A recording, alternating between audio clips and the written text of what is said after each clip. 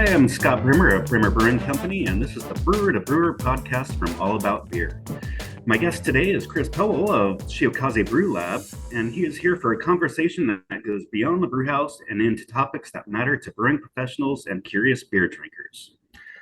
First, please visit allaboutbeer.com and follow on social media at allaboutbeer. To support journalism in the beer space, check out patreon.com/allaboutbeer. We'll get into the conversation in just a moment, but first, this message. Next time you're going through your books, check and see how much you're paying for brewery software. Odds are you're paying way too much.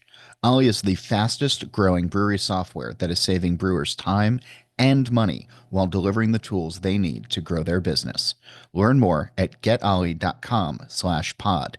That's getollie.com/pod. Hi, I'm Jeff Belcher, head brewer of New Realm Brewing Company in Charleston, South Carolina.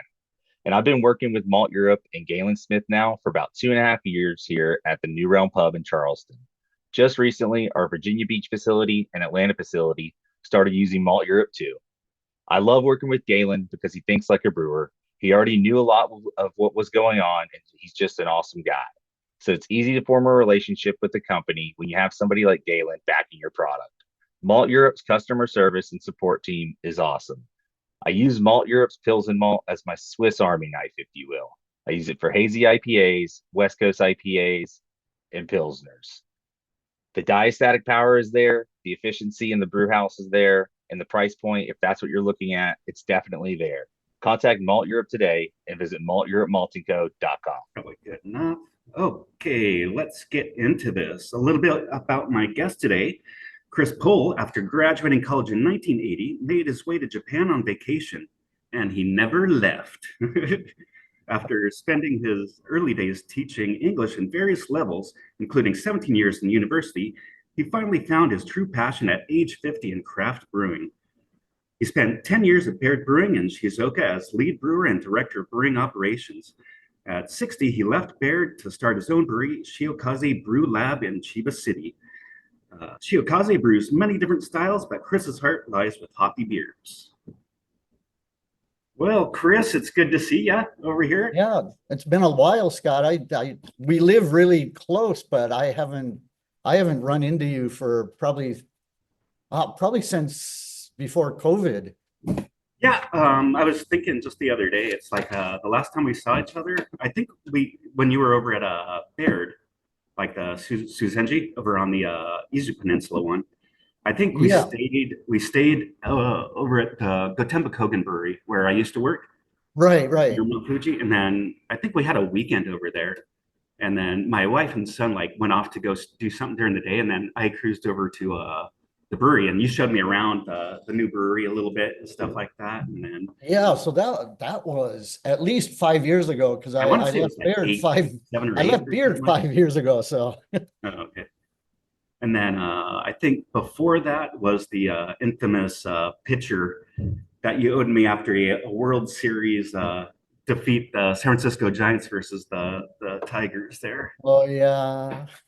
I think that was the 2014 World Series. Or 12. It was right around there. I don't remember exactly. Maybe 14th. So you and I had a pitcher on the World Series, and then good old San Francisco Giants ended up taking it, and we met over at Good Beer Faucets, and we hung out for a couple hours over there. Yeah. No, those are always good times. Those times, and then just always over. It's always fun to catch up with you, like if we ever see each other at festivals and whatnot and stuff like that. So right. So that's. I was trying to think if we met at a festival recently or not, but not for quite a while. It's like we don't really even go to that many festivals anymore. I think last year we do some like local ones, but we don't really hit like the major circuit like we used to anymore. Yeah, we're just barely getting into it, so yeah, it is what it is. Yeah, we'll definitely have to get together in person sometime soon and have some. Yeah, absolutely. We got to go check out your place, but please to get the conversation rolling here, right. I got some controversial, kind of like funny yes and no questions, just something stupid to break the ice a little bit here. All right, so hit me with them. One of the biggest ones I always see is like pineapple on pizza. People always talk about that, but since we're in Japan, I'm gonna step it up a notch and go seafood on pizza. Ah, Is Chris like, are you ordering seafood on a pizza or are you running away from that one?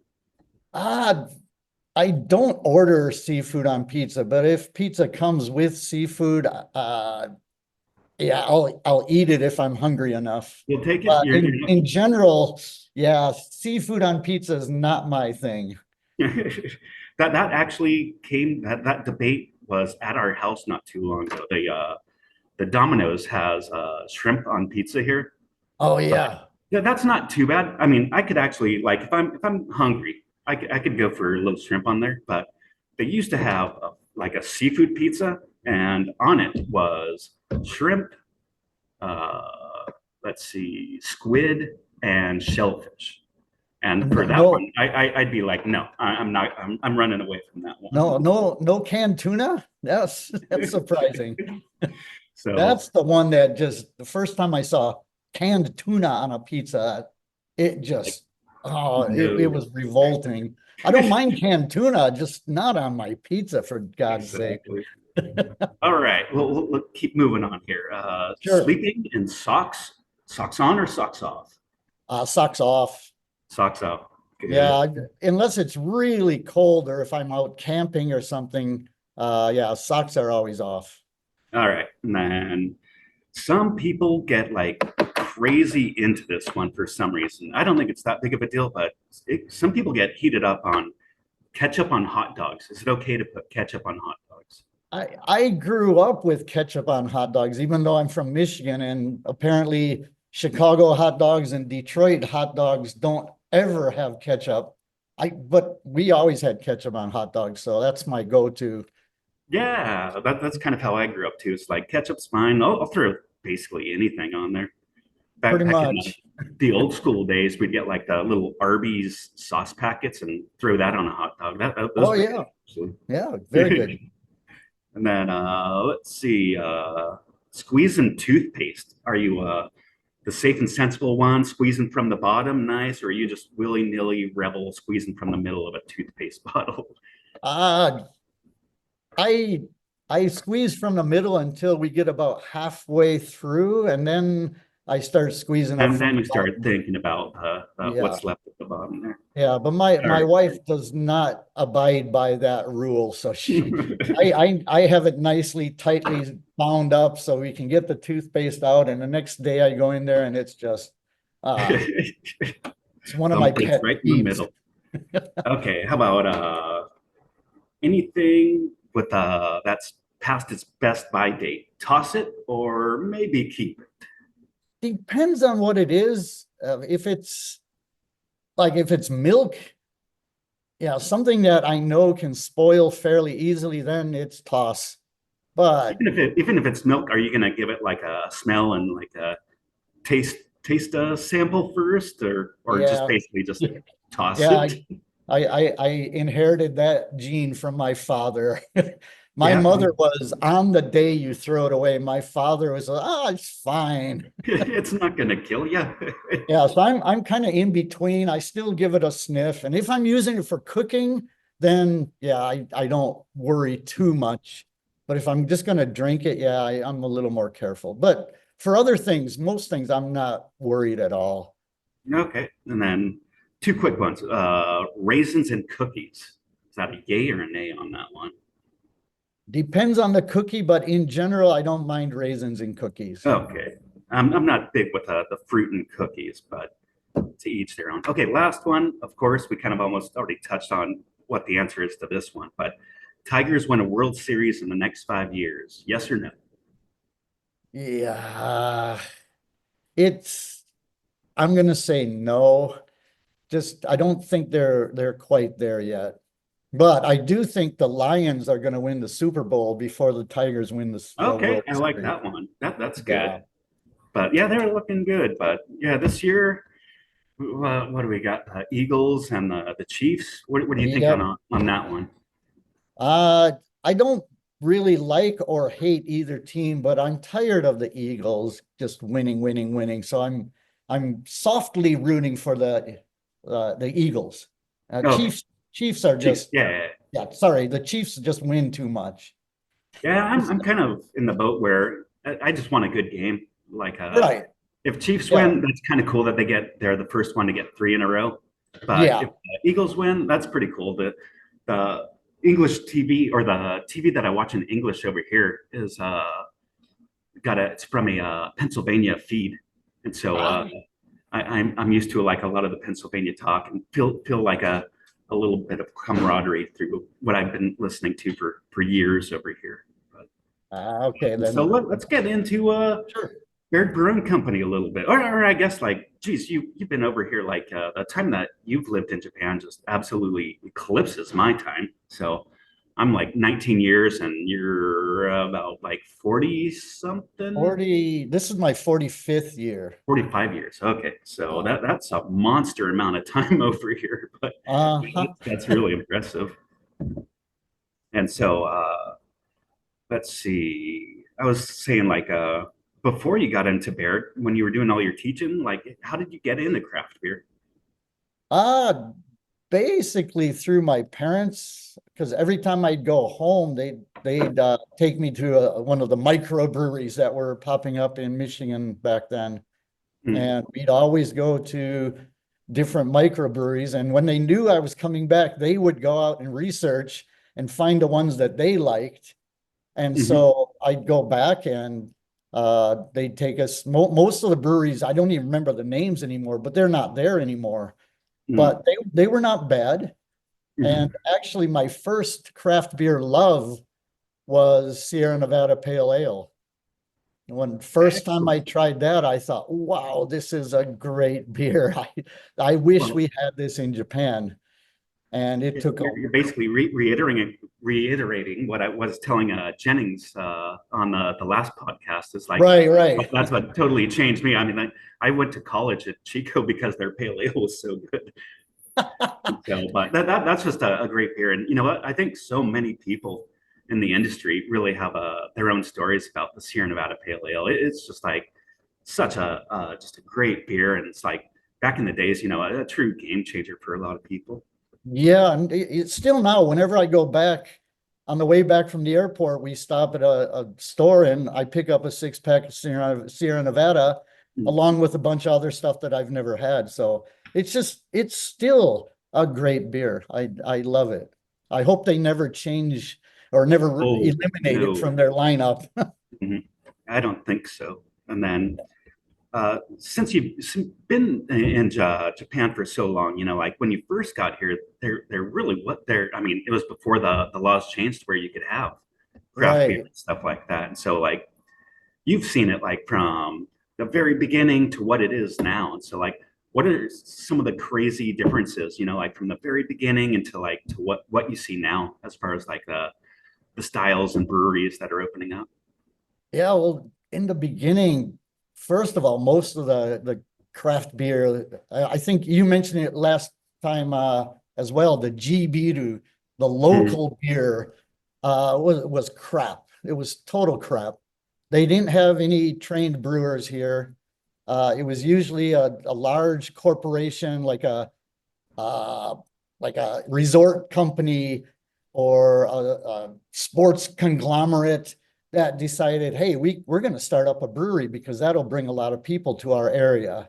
yeah. Mhm, And they bought expensive equipment from Germany. They had just they had a German brewmaster come over to train them. And the last thing they always thought about was, well, who's going to brew? yeah. So they get everything here. It's all installed. The Germans do a great job. The Germans are here saying, okay, who am I going to train? And it's like, You're and like, it's what? almost like, the president of the company just kind of looked around and said, hey, Taro, Taro Kun, Mm. you like beer, so you're the brewer. Yeah. And that's basically what it was. The German brewmaster stayed here for six like 6 months usually, Mhm, training the young Japanese staff, and then they left. And they left them with usually like an alt beer recipe, a mhm, Weizen recipe, maybe a Pilsner or a Dunkel, and that was it. And mhm. the new brewer, the Japanese brewer, had no idea of how to make a recipe, change a recipe, adjust for changing ingredients. Hmm. They have no idea about yeast, Hmm. yeast management for fermentation. They were told ferment at this temperature for this many days, and that's what Hmm. they did, come hell or high water. Right, You know, right. the beer could still be bubbling like crazy, but if those 10 days were up, boom, it went into Chill bottles and cans or it. bottles and kegs. Yeah. So those were the evil dark days. And as you know, most of those breweries are no longer around. Mhm. They've long disappeared. I think we purchased one of them. Yeah, I know Baird did. One of the early Baird systems Hmm. was from a out of business Japanese brewery. Hmm. So yeah, so that's how a lot of the second wave got started, was Hmm. buying up all this really nice German equipment for a dollar, for almost Hmm. nothing. And the second wave, they were people that had been exposed to craft beer in the States. There were some foreigners like Brian Baird that Hmm. were in that second wave. There were people that learned their lesson the hard way in the first wave and got some training and came back into the industry in Japan. And so from the early 2000s, there was quite a boom, and Hmm. that's when some really good craft beer started coming out. Cool. Yeah. And then, Yeah, what would you think? It seems like these days seems to be the most popular, like the more kind of nano systems that are popping up. It's like people that want to brew on like a much smaller scale and like have their pubs attached to it and brew a bunch of beers and stuff like that. Would you call that almost like the tail end of a second wave, or do you think like a third wave is starting to come up I, right I I think that's the third wave that now? we're maybe near the peak of right now. Mm. And our system, we're going to get into this later, but our system here at Shiokaze is only 600 liters, which is Mhm. 5 barrels. That would be considered a nano in the States. Right. And Mhm. and here it's a pretty good size. Kind of like a mid, Yeah, would you yeah, say something like a mid size or something like that? So, mid to slightly small size, but mm. there's a lot of 100 liter, 200 liter, 300 liter brew pubs starting up now, and in the last several years now, and some of them are making some amazing beers. Yeah, Hmm. and it's usually a one man or two person show, a husband wife, or a brewer and his or her business partner, and they just want to have fun, make some great beers, meet people, run a successful company, get a Hmm. salary, and they're not interested in conquering the world. Right. Hmm. Yeah, and that's there, but eventually you get older and yeah, you need a more sustainable career, probably is the best way to put it. Yeah, So yeah, I kind of know what you mean. And yeah, then, I'm a little worried about this current wave because it's mostly young Japanese men, a few women. mhm. And in the next 10 years, when they get into their late 30s, early 40s, or even a little older, yeah, are they going to be happy schlepping away 6 or 7 days a week in the brew and running the pub and going uh, to events and dealing with all the heck, bullshit paperwork that the tax office throws at them? And yeah, yeah, it's gonna it weighs on you or wears on you maybe like I after think long, so. like you're just like running on adrenaline for the first few years and stuff like that, but then it can wear you out like real quick if you're not like a truly love it or something like that. But Right. the way Yeah. we save ourselves a little bit by not having like a pub or a tap room or anything like that. It's just like basically just concentrating on like, hey, like production only kind of facility, brew it, get it out the door and stuff like that. And then Yeah. the time that it takes, like just to do pubs and tap rooms, is like, oh man, that would kill me. That would Yeah. definitely take a lot of the fun out of work. Yeah, the only, well, everyone jokes when I come, we have a tasting room in front of our brewery. Mhm. You know, that's where I'm at right now. But whenever I come out from the brewery and the customers see me, they always say, "Oh, Chris, you look so happy." It's because I'm brewing today. Well, usually you look so stressed out, and usually you're not smiling so much, and it's like, because I'm brewing today.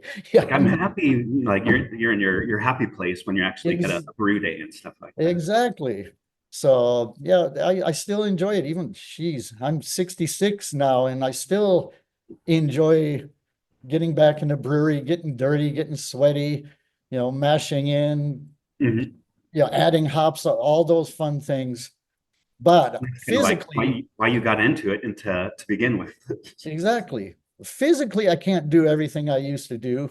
Mhm. Well, I fool myself into thinking I can, but yeah, but I have a nice, good younger brewer, and he does a good job. Mhm. Excellent.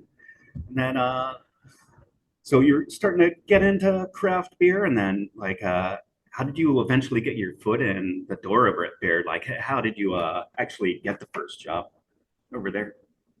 Or you So like did you get to know Brian Baird through different like going to his tap room or something like that, or researching, or how'd you get into Baird? Well, I first heard about Brian, brewing beer through my kid's high school, or my kid's junior high school teacher. Oh, okay. Yeah, because he knew I liked beer, and he just said, "Well, you must know about the place down on the waterfront, down in the fish market." I said, "No, tell me Mhm. more."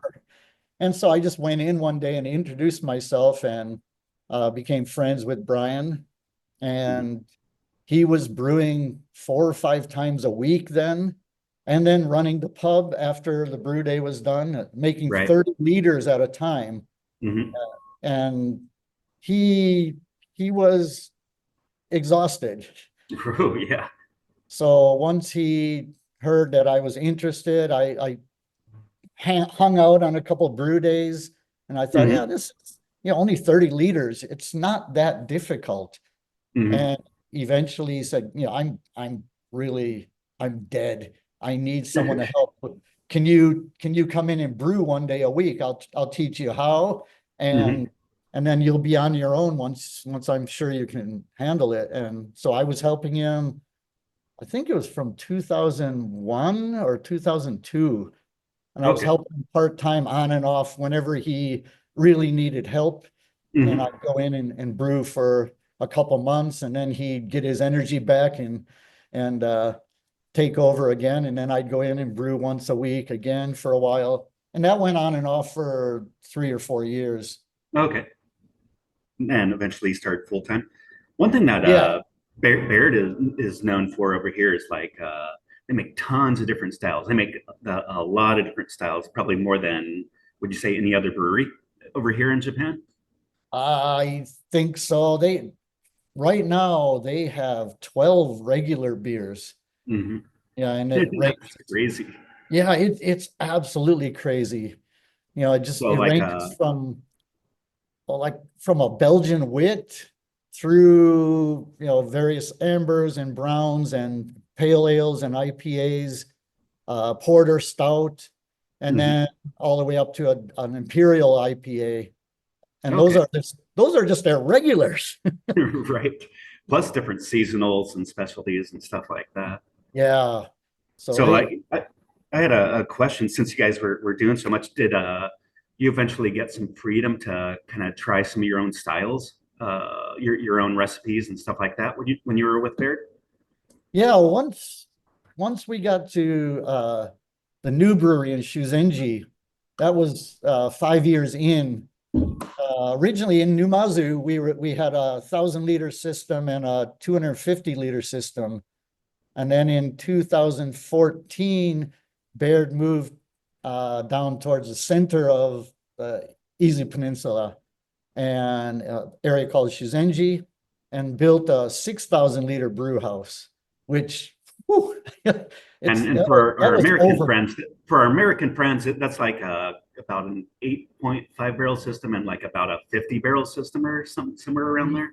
Yeah, it's about 50, right? Okay, so that's just for them. But oh man, like was that like exciting, or was that like super stressful when you went over to Suzenji and then had to start brewing on like the new, more modern, was it Rolex system? Rolex, yeah. Okay.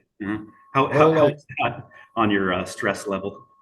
I mean, it was exciting. Mhm. Eventually, it became fun, but the first 6 months or so, damn. And especially the first probably 3 months, we had two Germans helping or training. One was a computer guy helping to program the computer and teach me how to do that. And the other was a German brewmaster that was teaching the actual process and everything. And both of them worked 6 days a week because they had a limited contract. So I worked 6 days a week. And the seventh day, I just slept pretty much all day. Oh man. And then Monday morning it started up again. So it was stressful and really tiring, but I learned so much about brewing in general, but that system just became like second nature to me. And then I had to start teaching the rest of the brewers, and that was actually more fun for me than getting trained myself. Okay, excellent. I knew at that point how stressed out I had been and how much fun it became. So I could give them that the glimmer of hope. Like it's possible. You can. There's the end of the tunnel is out there somewhere. Exactly. Light at the end of the tunnel. Yeah. So when I left Baird, there was a brew team of 8 other guys. And I think at that point, 6 of them could use the Rolex system at least adequately. Okay, excellent. So that was one of the things I'm very proud of at Baird. Your teaching background probably also helped you be a little bit more patient and probably know the students' strong sides and like weak sides, and know how to like cater to like the student, like how to teach them properly and stuff like that. Yeah, that's very true. And that's part of the reason Brian hired me in the first place, because he wanted someone that could lead the brewery so that he could step back and do more of the management side. Yeah. All right. And then I think we got off a little bit, but I was gonna get to what were some of your favorite styles to do, like some of the seasonals that would come out, like probably some to prepare or just like torturous, like peeling tons of like different fruit, or spending a day doing different stuff.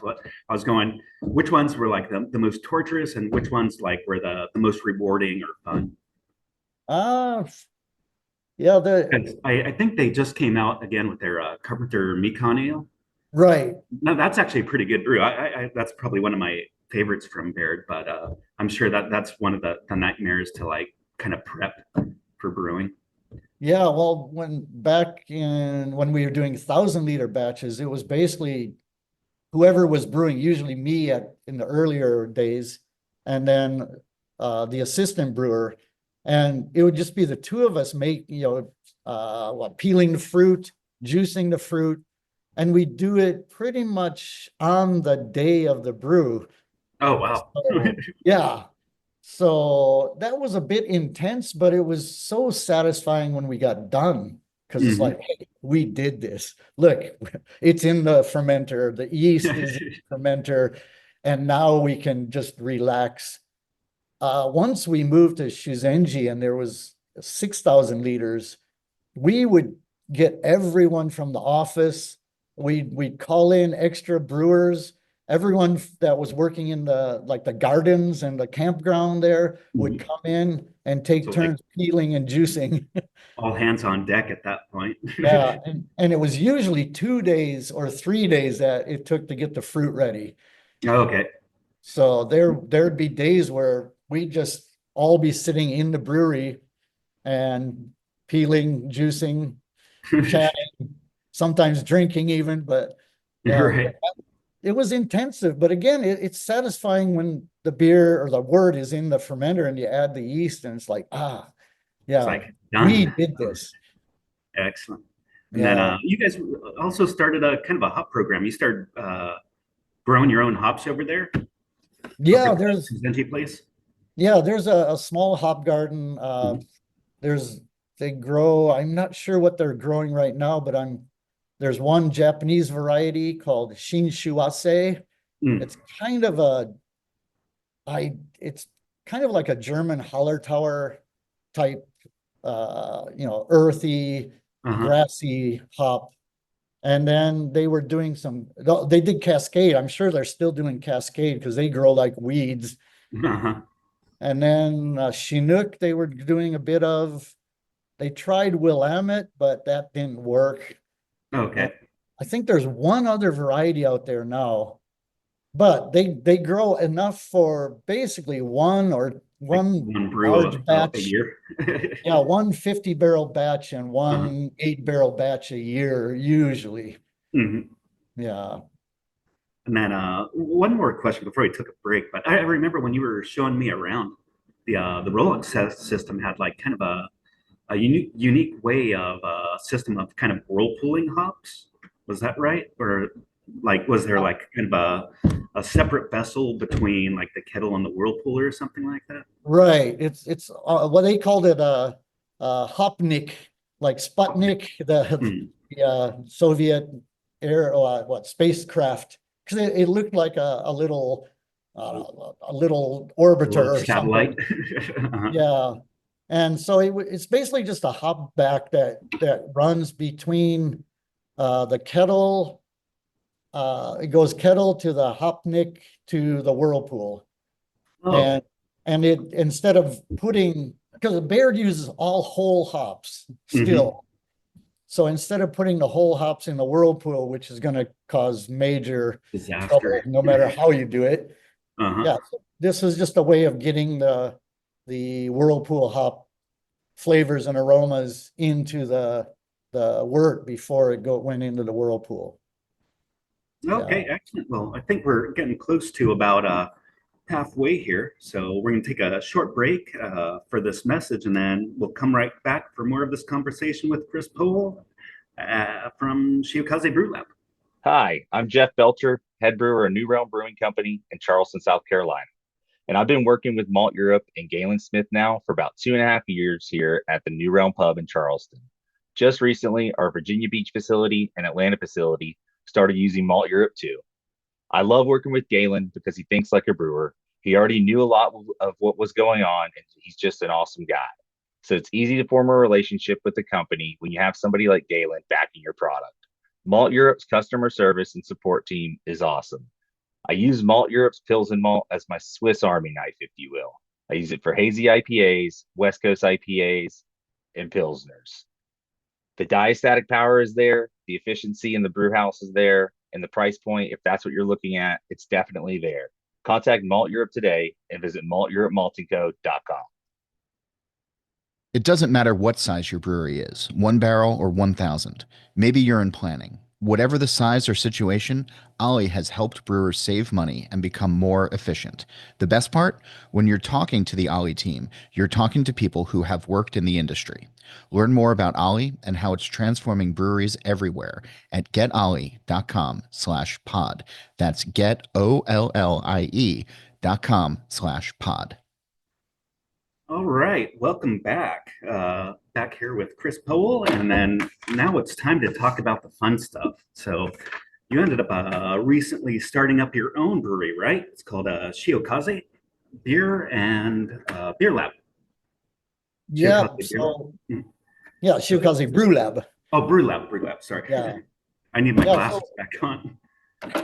But yeah, so I stayed at Baird exactly 10 years. exactly 10 years. That's kind of cool. Exactly.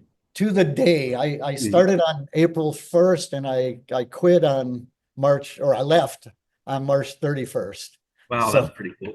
yeah. And Yeah, then and that was in 2019. 2019. Okay. Yeah, And so then about how long before you decided to leave Baird were you already starting to plan on your own brewery? well, near the end of my time at Baird, I started thinking about it seriously. It was Mhm. always in the back of my mind that, yeah, well, let me back up just a little. My wife Oh, is sure. from Chiba, where we live Mhm. now, but we were And living, if I remember right, she's a professional bowler. yes. Okay, is she still bowling or is more teaching now or something like that? Oh, she bowls, but she also teaches Okay, mostly older women. okay, Yeah, who excellent. But just, still gets out there and oh a little yeah, bit. every week, at least 2 or 3 days, she's bowling. All So right, so she yeah. can kick your butt out on the lanes every now and then.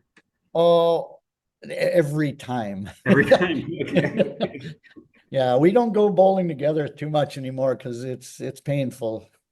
Oh, For it hurts the next day now. well, it hurts the next day, both physically and emotionally. You get the double whammy. Yeah. Yeah. So Sorry, she's go ahead. she's Yeah. from Chiba Uh-huh. and she's an only child. So her parents expected her to come back and be closer so that she could help take care of them as they got older.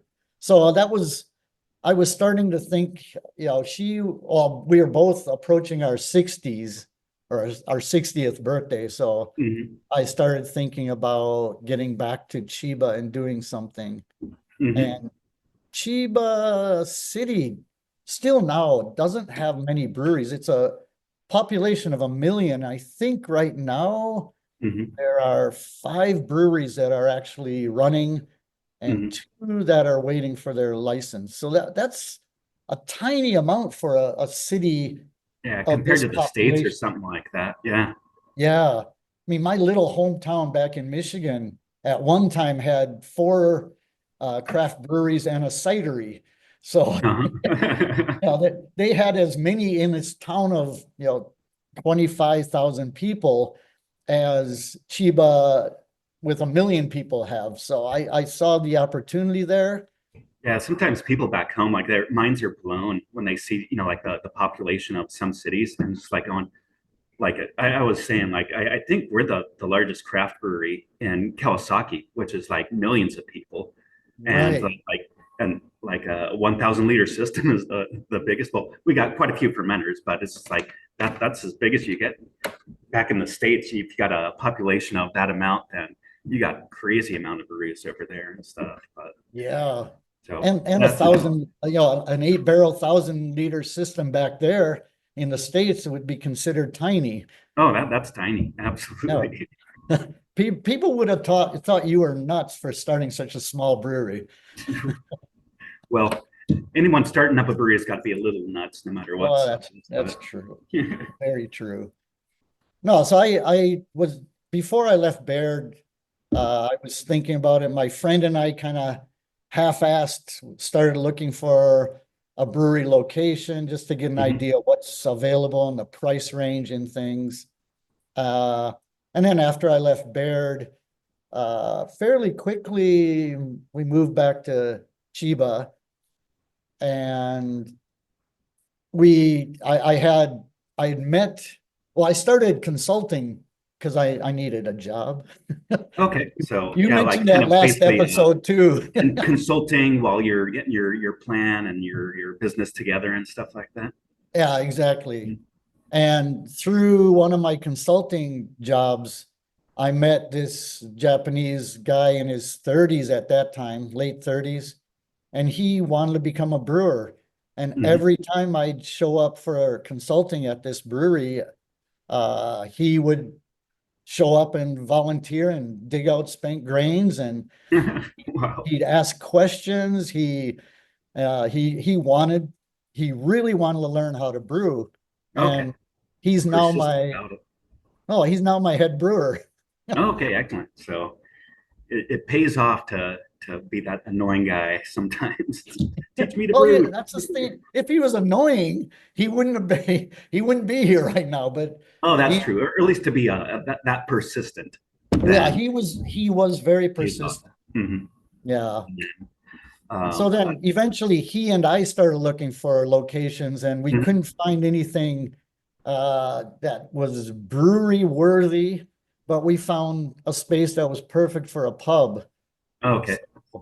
We decided to do that, and we were uh, just to get the Shiokaze name out, we Mhm. were doing some, well, in Japan you call it phantom brewing. Oh, Uh, okay. in the States, it used to be called gypsy brewing, but I think that term has fallen out of favor. So it's nomad brewing. Oh, okay. Well, Yeah. my political correctness meter is like 20 years outdated, so I'm not sure about that one. Yeah. So no, so we were brewing at a Some couple different of friends' breweries and places. then selling it over at your place and stuff. So, Right. So we would Mhm. sell kegs to other pubs with our name on them, and we'd sell kegs. Well, once we opened our own place, we'd sell kegs through our own place. Mhm. And that was supposed to be a stopgap for maybe a year or so before Okay. we started our own. And it took 4 years. Oh, okay. Right. Sometimes it's quite a bit difficult to actually get everything going and get that tax license from the department and stuff like that, and Yeah. unforeseen events and whatnot. So, but at least you guys were able to get that pub and your name out there before you actually had to wait for your own facility. Yeah. So it helped a lot. Plus, Mhm. the breweries that we were brewing at had, when we started, they had a lot of excess capacity. So they Mhm. were happy to brew our beers, That's just and like, yeah, it's like if we got some empty tanks, let's go ahead and fill them up. yeah, so it was a win-win for Mhm. all of us. And yeah, the pub is, we still have that pub. We have another pub. They're all in Chiba City. Mhm. So right now we have one pub that we run, a pub that my friend runs, and then we have the tasting room here at the brewery. Oh, cool. Okay. Yeah. So we have an outlet for maybe a third of the beer that we want to brew. Oh, okay. And the other 2/3 we have to find yeah, outside channels to sell. Mhm. But Well, that's pretty big business for us. We do quite a bit of that stuff for people. Like we'll do like uh, uh, their own beer for the Kawasaki professional basketball team over here. So yeah. we'll do a beer for them. And then there was recently a Japanese brewery that came through here, and they were looking. They don't quite have the capacity, but they wanted us to brew a couple beers for them, which we did like for about like the last year or so. And then they're starting to build their own, and we've got some like restaurants that are kind of want their own kind of white label kind of brand out there and stuff like that. So like I think like well, maybe when all is said and done, it's like Brimmer brewing stuff might be like 70% and other people's beer 30%. Somewhere, probably somewhere in that ballpark, but we do quite a bit of other people's beer too. So that's fun for Yeah. me because we don't really have the space. We have, like our three usual year rounds. And so I almost treat like other people's beers as our specialty. That's where I get to have fun, like with different recipes and stuff like that. But Yeah, that's the fun part is, mhm, to me, mhm. is yeah, creating recipes. So And if then you guys are you going to only do have your quite a three, few. Like if we can go back just a little bit, like sure. some of our friends that don't speak Japanese might want to know what Shiokaze is. So Ah, if I were to guess, that's like a snow wind or white wind, snow wind, something like that. it's more like the sea breeze, the Oh, wind like that a comes, sea breeze. Okay, so yeah, kind of the like a wind that salty comes wind sea in. breeze. Yeah, it comes in off the ocean with the tide. Oh, okay. So it's So, almost like, whenever Google Translate comes up with it, they always call it tidal wind. huh, Yeah, interesting. so, or tide wind. So, Is but yeah, there a specific reason why you chose Shiokaze? Is that? it, it well, the Japanese characters, Hmm. the ones that we use mean the tidal wind, but Okay. Shio also can mean salt. Hmm. So one time at Baird, we back way before, when at the beginning when I started, we were trying to grow some hops in front of the brewery, and with very limited success. And Okay. and one night a typhoon blew through. Hmm. The next morning the hops were all brown Oh, instantly. really? Yeah. And I just was joking around, and I said, the Shiokaze, the salt wind killed our Oh, the hop. salt wind destroyed the hops. Yeah. And that always stuck with me as I thought it was a cool sounding name. I didn't really care about the meaning so much. I cared about the sound, and it sounded cool to me. Hmm. So I always kept that in the back of my brain. And then when I decided to start out here in Chiba, yeah, I couldn't come up with anything that was even close to interesting. And Well, so no, that's a really cool kind of origin story. And then you also have BrewLab or BrewLab kind of along with it. So with BrewLab, is there any kind of meaning to that, like a kind of just brewery, or um, just interested why maybe you didn't just call it Shiokaze Brewing or Shiokaze Brewery or something like that, like Beer Lab. Is there anything to behind the naming of that? well, the main well, there's actually two reasons, but I think the main one is uh, in universities, laboratories are places where students learn scientific techniques and Hmm. methods. And I was a university teacher for so long that they called I had a group of seminar students, and they called it the pool lab. And it's Oh, like, okay. but I don't, I was, we were just bullshitting in English every day. So there was no real scientific study behind it. But that meaning of lab and teaching always stuck with me. So that was the main reason. But also, yeah, brewing is not just art. There is a science behind it. And I wanted to kind of emphasize that it's not just a guy or some people that are throwing things together to see what sticks on the wall kind of thing.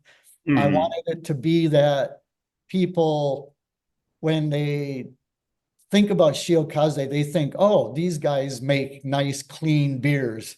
They know what Hmm. they're doing, kind of thing. Hmm. So it's the teaching is the main thing that got me to it. But then the laboratory, the yeast cell counting, Hmm. bacteria checking, all that stuff is part of it. Okay, cool. And Yeah. then you said the pool lab over in university and stuff like that. So I guess to go back too, it's like I've heard your last name pronounced both ways, Chris Poel or Chris Poel, Yeah, it's because sometimes I'll say it and then someone else will correct me, but the opposite way. But to hear from your voice how exactly you pronounce your last name. it's pool, like a Pool. swimming pool. Okay, okay. Yeah. Because I've always said pool, but then someone corrected me once, going, "It's actually Poel," and I'm No, like, it's not. "I've been calling it pool the whole It's time." not So, pool, all right, at but least we get through half this interview, and I go back to pool. How about that? it's the spelling makes everyone think it's Pole. And when Uh, I all through university, I was Pole, Mr. Pole. And so I don't really correct people yeah, you're just when like, they say Pole. whatever. Yeah, whatever, as long as you know me. So, along with your breweries, like, since I imagine you want to do a bunch of different beers, but like, what's kind of brewing in that brain right now as far as like some of the brews that you want to get out there that you've never done before? Uh, there's not a whole lot that I haven't had at least part my finger into through collaborations and through Bear and even at Shiokaze, but there are unusual styles that I don't want to ignore, like Baltic Porter. Mm-hmm. Yeah, we made a Baltic Porter collaboration with a Tokyo brewery a few years ago, and it was just fantastic. Yeah, Cool. Uh-huh. but it sold so slowly that, you know, the last kegs went out probably a year or a little more after we brewed it, and The they were wonderful, but we, uh, we've made that mistake too before. Like I think we've had like we learned our lesson by never having two dark beers at the same time. It's just like it just goes by so slow sometimes over here. But yeah, so you and basically tried pretty much a little bit of everything. So like uh, out of all the beers that you've made, like what do you think are some of your go-to favorites that you really enjoy making and drinking? the number one that I enjoy brewing and of course drinking is our Shibakuzo. It's Mhm. kind of our, well, at Baird we made one called Bakayaro. And So Bakayaro is that in like kind of Japanese crazy means old like, man or something like that? well, Bakayaro means more like son of a bitch. Oh, okay, gotcha. Yeah. And that was our ode to arrogant bastard. Oh, okay, okay, Yeah. gotcha. Quite different, but an American strong ale, highly hopped, Hmm. dark. And then the Shiokaze version is called Shibakuzo, Mm. which basically means I'll kick your ass Okay, there you in go. in Osaka dialect. Okay, so Yeah. basically, that does it kick your ass when you sleep overnight and then you wake up and go, "Oh man, that thing was kicking my ass last night." You If you know, have it enough of them. it kicks my ass the day I'm drinking, but I usually I don't suffer from after effects. Okay. But that one we make every year, and we make it usually in the spring for release at our June anniversary event, Hmm. which is the opposite of most strong dark beers that are released in winter, because everyone thinks you got to have a strong dark beer in winter. But we do it in summer and people just love it. So Okay, nice. yeah, so that one's fun. I love Centennial hops, and that one has just a buttload of Centennial hops in it. Nice. Uh-huh. So yeah, that's probably my overall favorite. But I like hops. I Mhm. really do. So any good IPA with a nice bitterness to it, and then that hop aroma at the end or all the way through is just, that's my jam. That's Okay, where excellent. that's where I lay my head at night on a pillow of hops. Excellent.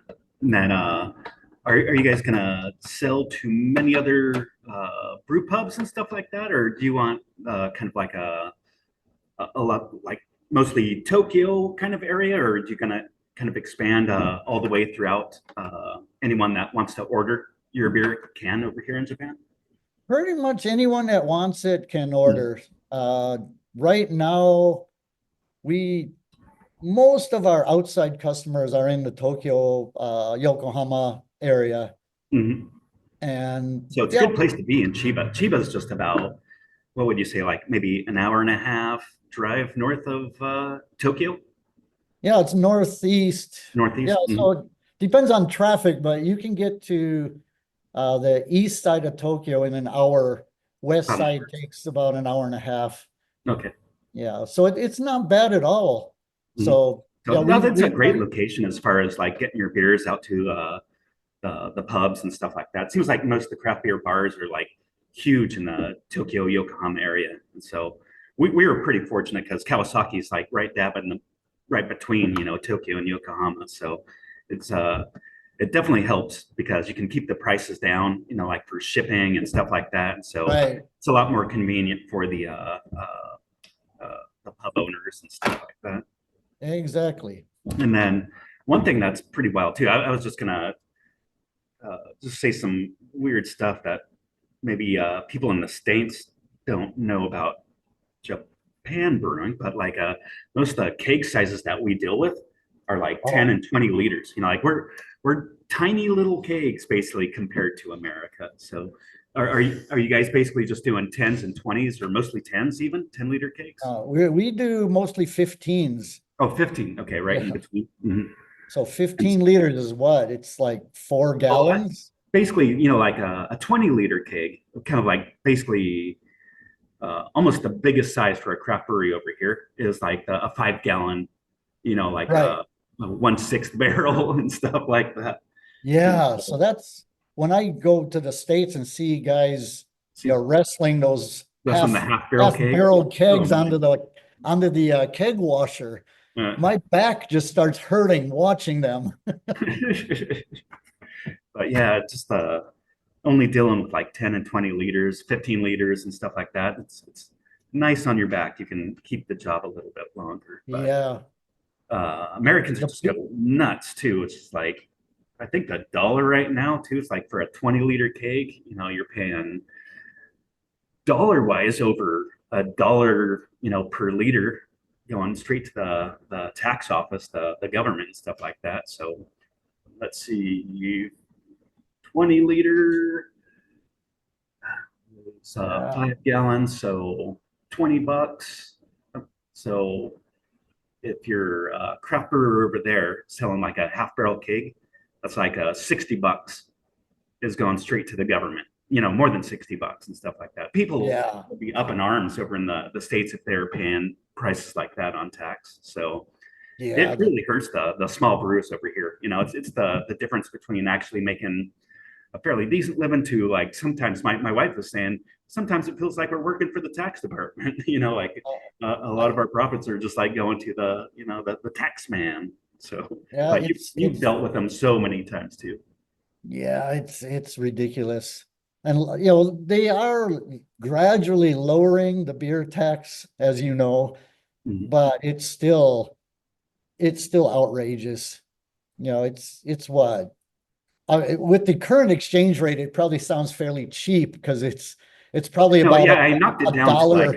like I knocked it down to a little over $1. But when the exchange rate was different, I mean, we were basically it was like a 100 yen to $1. So we typically get charged a little over 200 yen, like for taxes, I think. So it's basically like over $2 per freaking liter going to the government. So which is insane, but nothing you can do. And then have you had a tax audit yet? We just had our first one last month. Oh, you survived. Yeah, they didn't. Although this is another stupid thing about the tax office, as you know, they make up rules as they go, or every tax officer interprets the rules differently. Correct. Yes. So they came in and on our tanks, we have to have a tape measure and we have to report not how many liters of beer are in the tank, but how many millimeters. Mm-hmm. Yes. And so, they came in, they said, how much is in this tank? And I said, well, at the start it had, 610 liters. They said, well, what does that mean? It's like, well, 610 liters. Well, but how many millimeters? Like, holy shit, just that has no relevance to anything, but that's what they want. So we smile and, write it down. But they complained that I didn't have a label on the tank that said the maximum volume, which I do. The manufacturer made a little plate and it says the maximum volume that can fit in that tank. And then they complained because it didn't have a label that said the date that we measured the volume of the tank. So We have all of those on our tanks now. We didn't originally, but those are on our tanks now from the same way. they are now too. It's like, what difference does it make what date we actually measured the tank? It's like, but we smiled and said, okay, we will And put the go, label how long are you on. going to be here now?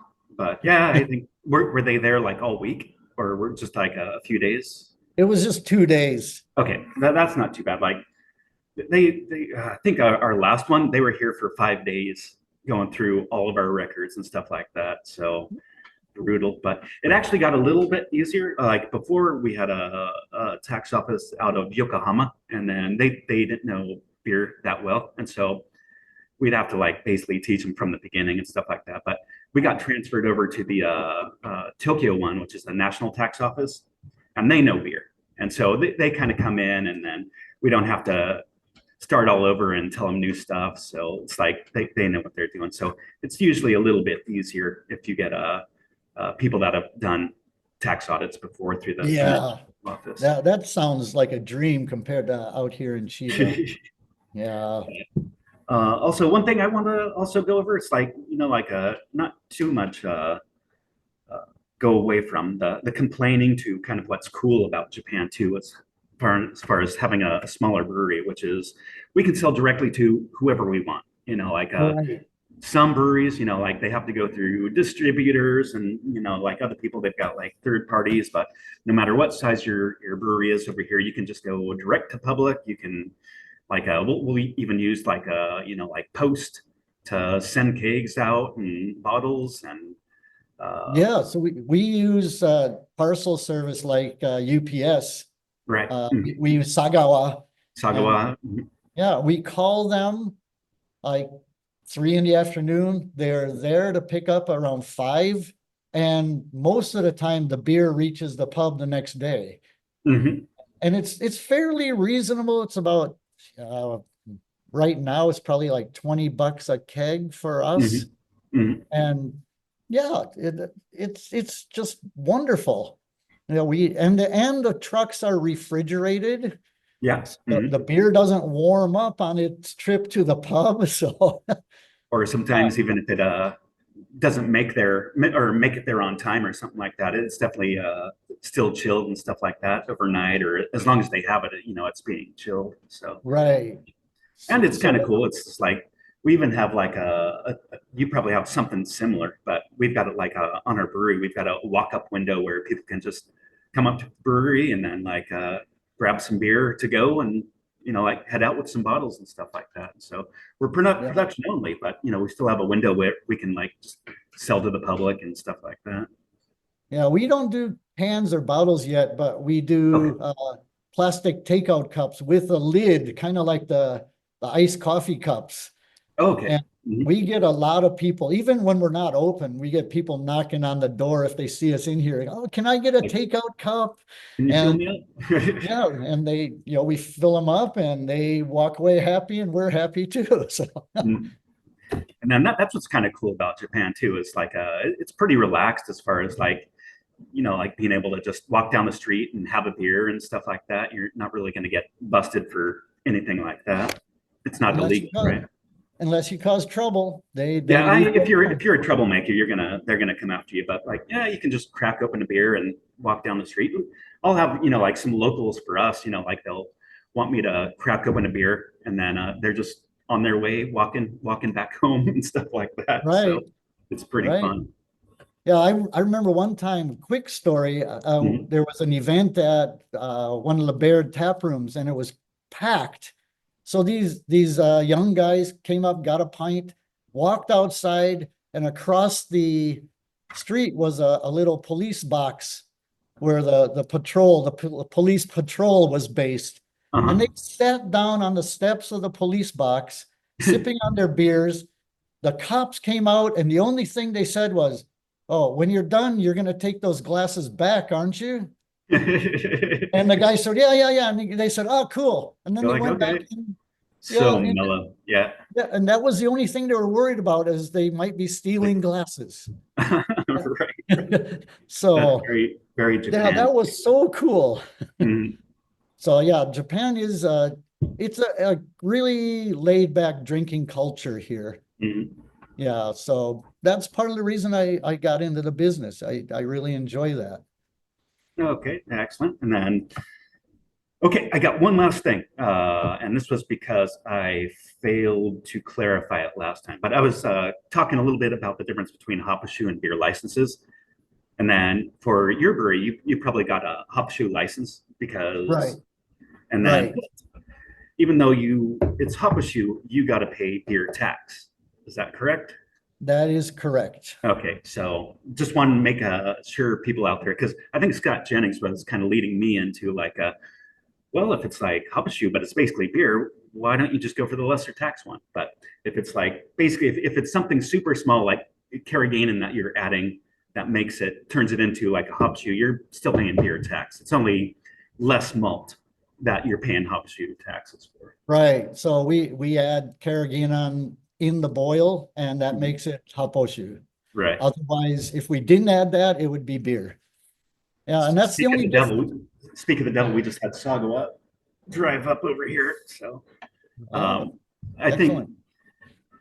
Chris, thank you so much for joining me for the conversation. It was so cool to hang out and be with you. Yeah. Yeah, good seeing you too. So it's been like I said, it's been a long time. So we're gonna have to make it a short time here pretty soon.